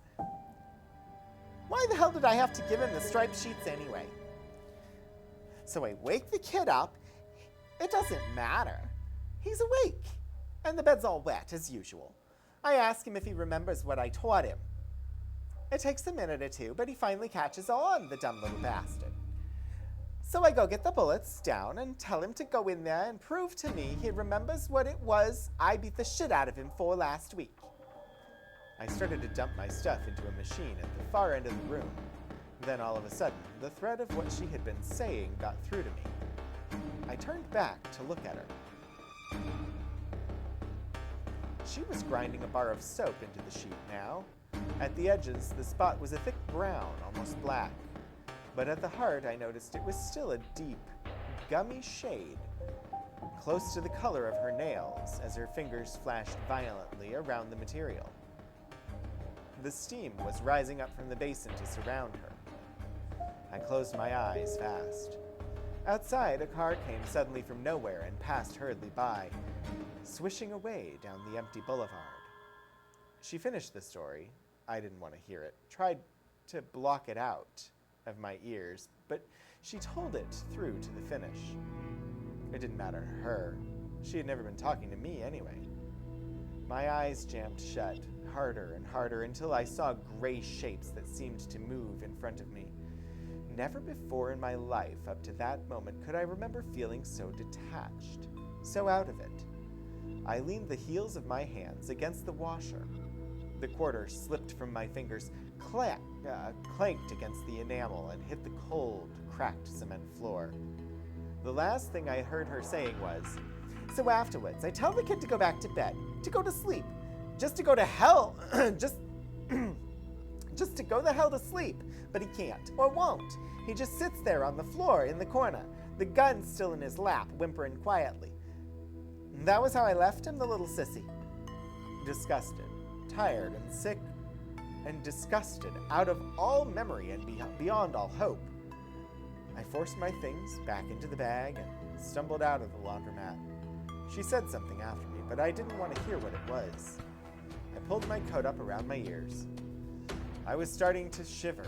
I snorted, at no one in particular. At the night, and all the people in it everywhere. The stupid, unthinking people who don't know enough to leave a man alone. Just to leave you the hell alone, the time when you need it most. There was no place left for me to go. No place at all, anywhere in the city. And so, breathing steam, I made it away from there as fast as I could, heading off down the street in the same direction as the car and blinking fast, being careful not to step on any cracks, all the way back to my room. My quiet room.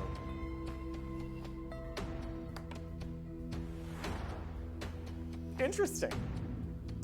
Effective, short story. I don't know what the guy's tale is. There's clearly something more happening with the narrator.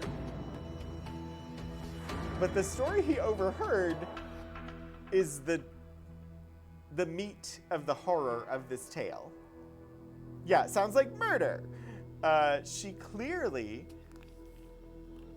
taught the kid that you don't point the gun at somebody unless you're gonna pull the trigger. And also showed him how to load the gun. And basically set it up so that the kid was going to shoot the man that lived with them. That appears to be the implication of what happened in this story. Why, in fact, our narrator was going to do laundry at the laundromat at 3 a.m, hoping to be alone, I don't know. We're not given that. But that was an interesting story. Nothing like super gory. We didn't end up reading any like really disturbing, super scary horror stuff. But that was clearly, that was definitely a horror tale.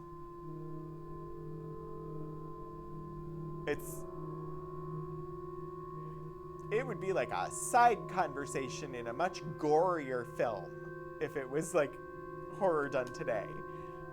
But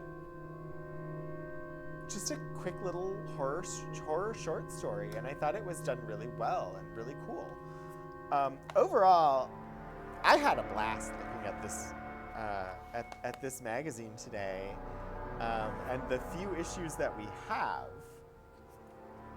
I'm gonna try and do like a panoramic. That's not the right. I'm gonna zoom out a little bit so we can see as many of the issues that we have as possible as we're closing out the stream today. These are all 7 issues that we happen to have in our collection here. I will say the stories have been great. The 2 that we read were good. The poetry was also good. Overall, quality-wise, this seems like an excellent little magazine. And the art is well above par. Like, the art in this magazine is some of the best that I've seen in these, in this style of magazine. So, well worth checking out if you have access to some copies of this old magazine from the 70s and 80s. Check your local library. You never know. You might have a special collections near you that specializes in pulp science fiction and happens to have issues. All right. We are going to be winding down the stream for today, though. The next stream will be happening next Wednesday, November 2nd.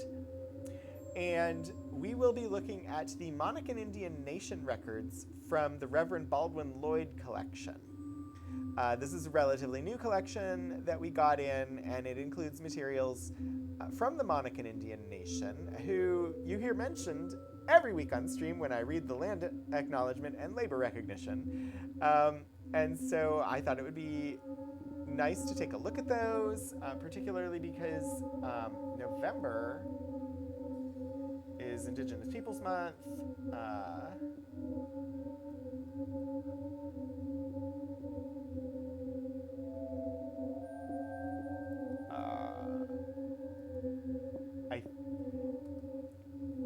Also known as Native American Heritage Month, officially, in the United States. You almost got me a raid the other day when Hesh was playing Ultima 6 and I was also. Oh, yeah, I actually ended early on Saturday. But thank you. I mean, I will probably run my regular time this next Saturday, but I ended early because the person who we're going to go and say hello to with our raid today was doing a charity stream. So I raided over to join that charity stream. But yeah, we're going to pop on over to join Stephen Joyce because y'all have indicated a preference for that in the past. And Stephen's absolutely wonderful. So I don't know exactly what he's got going on today. I suppose we'll find out.